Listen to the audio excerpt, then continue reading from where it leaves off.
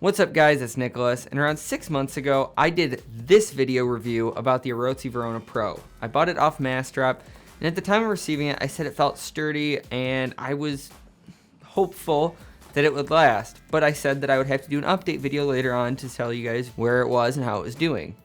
So, I guess the question becomes, how did the chair hold up? Is this actually a second chair that I bought because the first one broke? I guess you'll have to find out. Okay, I'm sorry. I know that was kind of an edgy intro. Yes, this is the same chair that I purchased all those months ago, and it has held up amazing. Believe me, I would have made a video much sooner if this thing had started to break down, because I'm the kind of person that whines and lets everybody know when something breaks, and yeah. But this thing has held up awesome, and it shows no signs of kicking the bucket so far. I want to start this off by saying that I'm a pretty good sized guy, 6 foot tall, about 200 pounds, and that was my big concern with this chair, because the last chair I owned, which was this ugly brown pleather high back executive chair from Staples for about $100, everything just kind of, it felt good at first, but then the padding on the seat broke down. It felt like I was sitting on plywood, and it just made my experience editing and gaming and anything like that just unbearable, and it felt plasticky and cheap, and so when I found a gaming chair on Massdrop for about $80 more than I paid for my original chair, you can bet your grandmother's prized knick-knack collection that I was just a little bit skeptical, just the tiniest bit. I floundered about wanting to spend the money on the chair, and eventually the piece of plywood I was sitting on broke down my resolve, and I ordered the chair. But sitting here now, months later, I am so glad that I did. Honestly, I don't think I could have made a better choice. Now, if you want to know what I thought about the chair originally when I first unboxed it and put it together, look up my first review. I'll try to link it down below or maybe up here somewhere. I'm not used to linking videos. But yeah, watch that first if you want to know what I originally thought when I got it out of the box. So like I said, my biggest concern was the actual seat of the chair, because coming from my old chair, yeah, I really just needed something that was going to hold up. And when I first sat in this, I was blown away. And to be honest, not much has changed. It may have a little bit more give, but not enough to affect the comfort. And that's what I'm impressed by for less than $200. The metal base and the casters have not caused me any headaches, which that's great, but that's not usually the part that fails on chairs. So I'll give them a good job for keeping up with the rest. The height adjustment and recliner lock work exactly the same as when I bought this thing.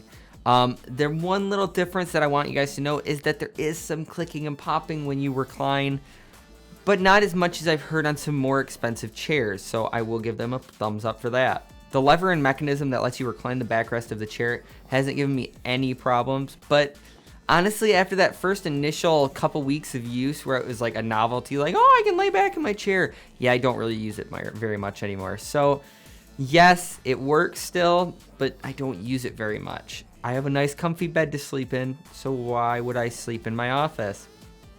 Yeah. The armrests are still holding up great, barring the one time that the bolts did come at loose enough, like all of the sudden, that I was actually able to like rock it back and forth a very good amount. I probably should have shot video of that, but all in good time, my friends. No, I'm just kidding. But yeah, it was literally as simple as me pulling out an Allen wrench and just tightening that up. The lumbar and headrest pillows are both just as squishy and supportive as when I first got it. This was a concern because I had seen where they were like, and they get flattened and then they just never pop back. Mine's still working great, both of them. The one thing to note is that the embroidery or the embroidered logo on the headrest pillow, which you guys are seeing now, is kind of starting to fray. And yeah, I mean, it's just a cosmetic thing. It doesn't affect the comfort, but still, you should know what you're getting into. On the topic of stitching and embroidering and all that, all the rest of the stitching on the chair has held up fantastic. I'm really surprised that I don't have any other loose stitches, but I've looked and I don't, so yeah. Speaking of cosmetic gripes, I don't remember this material on the backrest being wrinkled like this when I first got it, so I mean, just something cosmetic, but just again, so you know what you're getting into, it must have bunched up with use. That's all I can assume. The other thing is that the material that is stretched across the actual seat of the chair is a little bit more loose. And so I'm going to guess again that it stretches out with use and then doesn't quite go back to its original shape, but it doesn't affect comfort. So I don't really see any reason to take points off for that. So congrats. I guess to wrap up and conclude this, I'll say if you're in the market for a $200 or sub $200 chair, there's not a lot of options. There is more than there used to be, but honestly, I don't think you can go wrong with the Arozzi Verona Pro. It's on mass drop quite often, so if you are looking, just keep your eyes peeled, watch there. And I think I'm going to be picking up another one for Amber soon, so you'll see that on probably the live streams. Alright guys, leave me a like if you guys liked the video, leave it a dislike if you disliked it. Let me know down in the comments what you liked or what you disliked. Subscribe if you guys aren't already, tell your friends, family, and crazy neighbors about the channel. Make sure you are subscribed.